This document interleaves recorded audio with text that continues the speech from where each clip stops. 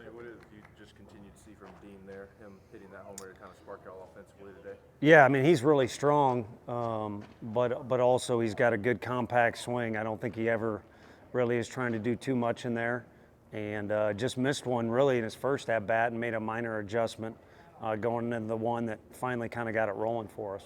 How advanced of a hitter is he for a freshman in terms of being able to make those adjustments? I think real advanced, and part of it is his makeup.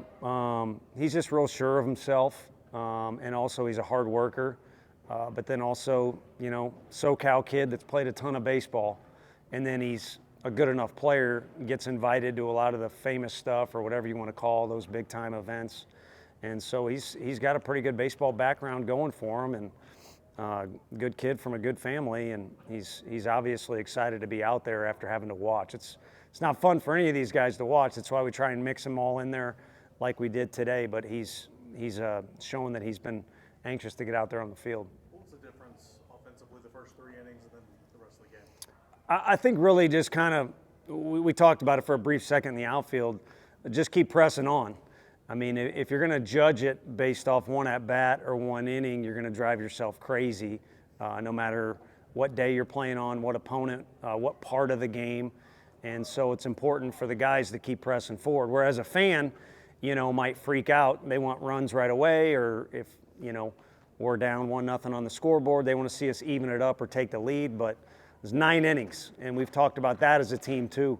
9 innings is a long time. There's a lot of different things that can go on, and I don't know the makers of this game, what they kind of had in mind when it happened, but it seems to be the big inning is a big thing. And we've had that. We've been fortunate enough to kind of have that as our earmark too here, and you know, you never know what one thing is going to kick-start it. So you got to just kind of keep pressing on, whether things are going great or not. How impressive has Robin been at the plate so far? More impressive than he's going to be during this interview you guys are about to have with him. I think, you know, I don't know. I hate to go on a tangent. I travel a lot, and I always just kind of, if people don't speak English, I kind of, you know, I guess just go to the Google Translate or whatever. But for somebody that's new to this area, and English is actually their second language, he's just been a remarkable kid in general, in the locker room and in the dugout. But to more directly answer your question, and I kind of answer silly there because he's waiting in the wings, is just wants to compete. And that sounds real simple. And if you ask every athlete to raise their hand, you know, which ones like to compete, they're all going to raise their hand. But they don't all go out there and do it like that.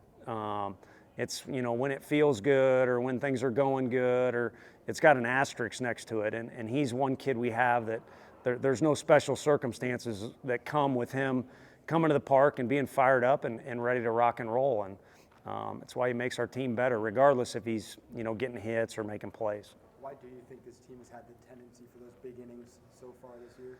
You know, again, it's kind of nature of the beast with the game, but also it's been a group, I think, that kind of feeds off one another, and when a couple guys do well or when something goes right, those positive thoughts get going in the right direction, so it bears the follow-up, or it kind of brings up the follow-up question, you know, what do you got to do to maybe kind of be more consistent, or as we talk about, you know, spread the butter on the toast a little more evenly, and I don't have those answers either. But if you look at the way you break down at-bats, whether they were beneficial to the team or not, or if guys are giving away at-bats, we've had an awful lot of good quality at-bats out of our guys, and we always tell them the results will come and go. But I would focus more on the positive end of that. I think it's an explosive offense that maybe just needs to get a little better at finding some consistency when that, you know, big inning isn't occurring.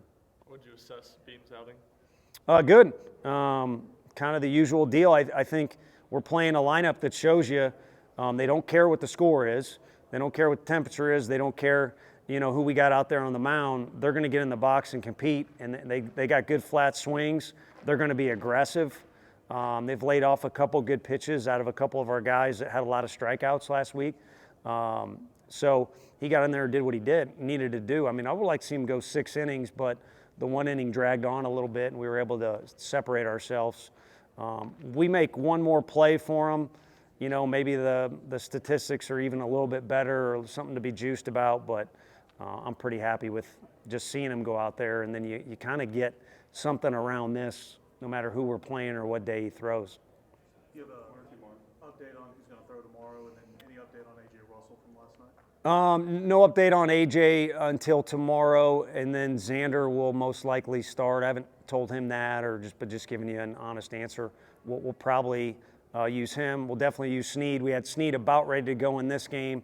Circumstances changed a little bit, but Snead and Phillips are ready to go, and Banky's the guy we need to get in the game tomorrow. And even though Schaefer and Dallas started during the midweek, those guys should both be ready. So we feel good about having everybody, that we can to throw at those guys. What have you seen from Dalton early on? He had the hit today, but a couple of balls in Houston or Dallas that were barely fouled. Just what have you seen from him early on? Yeah, in January and February, if you were to ask the coaches who swung it the best, he might have got more votes than anybody else. I think we had that conversation one day, and there's about 3 or 4, but he might have swung it as well as anybody.